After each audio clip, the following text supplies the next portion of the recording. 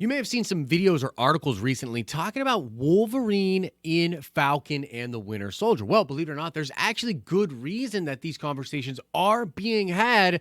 Let's break it down. What's up, everybody? It's Josh. Welcome back to the channel. Pop your claws, slash that like button, and let's get right into this video. Okay, so let's start here. I actually want to put this right out on Front Street. It is highly unlikely that the character of Wolverine or Logan will appear in Falcon and the Winter Soldier, but it could happen. In fact, I'm kind of thinking that he actually could be in the series. I know it sounds really crazy and might seem counterintuitive to some of the information I'm going to bring up in this video and declarative statements I want to make about, what other people are saying that I do believe is false. But the thing about it is, all of this really kind of boils down to a lot of scoops that Charles Murphy has been talking about, and Charles Murphy is one of the best scoopers in the game. And not only has Charles talked about things and then also talked about how Marvel is upset that he is talking about these things, but he's also expressed that there are things he knows that he is not talking about that would further blow people's minds. Now, I am of course referring to all of Charles's scoops surrounding the location of Madripoor. Madripoor is a very famous location from Marvel Comics that is said to show up in Falcon and the Winter Soldier. In fact, we have leaked set photographs that more or less confirm that yes, indeed, it will be in that show. And every Marvel Comics fan knows that Madripoor and the mutants go together like spaghetti and meatballs. Yes, considering we're in America. I mean, if you don't like spaghetti and meatballs, why don't you get the hell out? In fact, if you do a quick check on the official Wikipedia for Madripoor, you will discover that it was first introduced in New Mutants issue number 32, and it went on to play a major role and was heavily used throughout the solo Wolverine comic book, which first was published in 1988. And so literally all it took was fans realizing that Madripoor was going to be in Falcon and the Winter Soldier, and they instantly thought of not only the mutants, but specifically Logan and Wolverine. So a lot of this just kind of comes back to that thought process. And I also want to remind you that there was an unconfirmed plot leak from 4chan that made the rounds after Charles had scooped this about Madripoor, and that leak claimed that we would see other mutants like Omega Red and some other really famous ones in the shots at Madripoor. But some of you are out there like, yeah, we already know all of this, Josh. Why are people talking about Wolverine again? Well, this actually has to do with an even more recent scoop and a leaked photograph that Murphy's Multiverse put up on their website. Here's the image right here. Now, this image is actually on the back of a biker gang that we know will be tracking down Sam, Bucky, and potentially Zemo as well, as we believe those three characters are actually working together for a part of the show. And so apparently after posting these photographs, one of the fans of Murphy's Multiverse pointed out that that image looks a lot like this image from Marvel Comics and the character of Logan from Marvel Comics with a lot to do with Wolverine. And now I'm actually going to read right from the article on murphysmultiverse.com where they're talking about the connection between Logan and Logan. It says right here, first introduced in 1984 series Kitty Pryde and Wolverine, Logan is a ninja who once served as a friend of Logan's and mentored him in the art of the samurai. During their time together, Logan revealed to Logan that he had mastered the forbidden art of cheating death. Logan could copy his psyche and then upload it into the bodies of others where it would slowly begin to erase their personalities and install his, a process he intended to do to Logan before the X-Man departed. Following Logan's departure, Logan fought all over the world wearing the red mask seen in the picture above, one that presents a common depiction of demons in Japanese art. That connection to Logan has people plenty excited, as fan-generated rumors were already circulating that Wolverine would pop up on location in Madripoor. But what's more interesting is the relationship Logan himself has to the island, specifically to an underground tournament fought there at one point. Apparently bored with killing people on his own merit, Logan joined the Yakuza as an enforcer. Already shown in Avengers Endgame, the Yakuza are expected to appear in Falcon and the Winter Soldier in the episode where the gang visits Madripoor.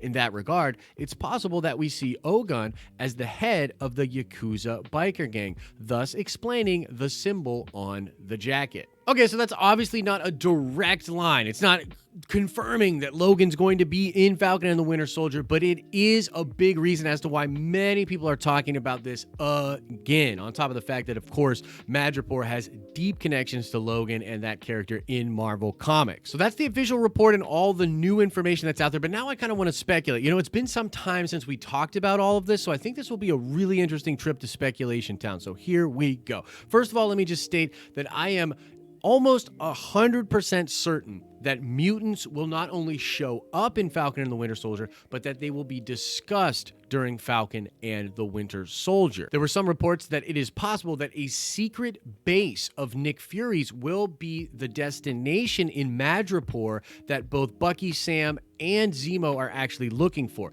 That whatever this crazy mission is that they are on, that they are trying to find one of Nick Fury's old bases to get something from it. And I think that it's possible that if Nick Fury has a base in Madripoor, a lot of information about mutants and about like the mutant experience and what is happening with mutants will be in that base. And that would be a really easy way for Marvel to explain some of the history of mutant kind and what's going on currently with mutants and how much did Nick Fury know about that. Now, another thing I wanted to bring up is this whole idea that Roger Wardell is sort of fueling these rumors. Okay, now Roger Wardell is one of the best scoopers of all time. He has a literal 100% track record on all of the scoops that he talked about that ended up actually coming to fruition. But here's the thing. I have seen many other YouTubers and people writing articles that are taking a new Twitter account, which is different than the old Roger Wardell Twitter account, and they are taking the things that is said on that Twitter account and holding it up as gospel. We have no idea if that is the same Roger Wardell,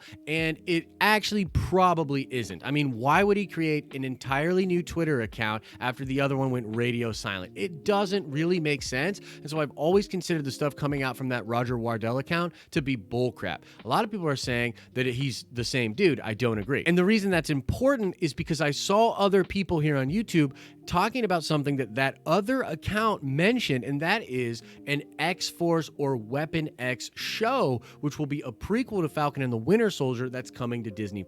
Now, again, not factual, totally rumor-based. However, whoever is making that statement on the new Roger Wardell account is at the very least a very educated nerd, and they are on the same page as I am about a lot of this different stuff. Now, again, we talked about this before, but the idea of the Super Soldier program, which is actually introduced in the very first Hulk movie, where General Ross is talking about this to Tim Roth's character, and they have the serum that they are trying to actually make Super Soldier serums. That is documented. It is a part of the MCU, and we know that the Super Soldier serum is going to play a part in Black Widow and in Falcon and the Winter Soldier, okay? So there's something there, and I believe General Ross is involved. And if Omega Red is really one of the mutants that is brought into Falcon and the Winter Soldier, there's another interesting through line here, because the past of that character actually has to do with the Soviet equivalent to the Weapon X program. The Weapon X program was something created with mutants and with enhanced people, where the government was trying to create super soldiers, where there was a Russian equivalent to that, and that program created Omega Red. And so the whole idea of super soldiers, of this Weapon X program, the history with Logan and mutants, I do believe all of this stuff will come to a head and possibly be teased in Black Widow and in Falcon and the Winter Soldier. I mean, frankly, we now have evidence that Feige actually shot scenes with Nick Fury during Iron Man, the very first Iron Man, where he discusses mutants and he discusses Spider-Man. They weren't allowed to put that into the film then, but guys, this is obvious evidence that Feige has wanted to do this for a long, long time. Now that he actually legally can talk about mutants, we have no reason to think that he will not. It's pretty apparent to me that he will, and we will start to get mentions of mutants and mutant kind and perhaps these other programs as we head to whatever they're going to actually do with the X-Men, which I do think will take some time to develop. And now let's shout out DC Anakin 13. Yes, indeed. Grand Admiral Thrawn's ship in the new canon is called the Chimera. So shout out to you, DC Anakin. And now let's ask another nerd card question. before we get out of here. I want to know, what Marvel hero was Omega Red a villain to in the Ultimates Marvel comics? He was not an X-Men villain. He was a villain to a different superhero in the Ultimates universe. What Marvel hero was Omega Red a villain to in the Ultimates comics? Answer that question in the comment section below. A reminder that tonight at 8 p.m. Eastern Standard Time over on the live streaming channel, we're doing the third episode of the Nerd Card Showdown, our epic trivia contest. It's going to be a super entertaining show, so make sure you come on by the live streaming channel tonight at 8 p.m. Eastern Standard Time. And just in general, come back Wednesdays so that you can catch the episodes, which will be happening every Wednesday. As I always say, I hope you're having an awesome and a nerdy day, and I'll see you in the next video.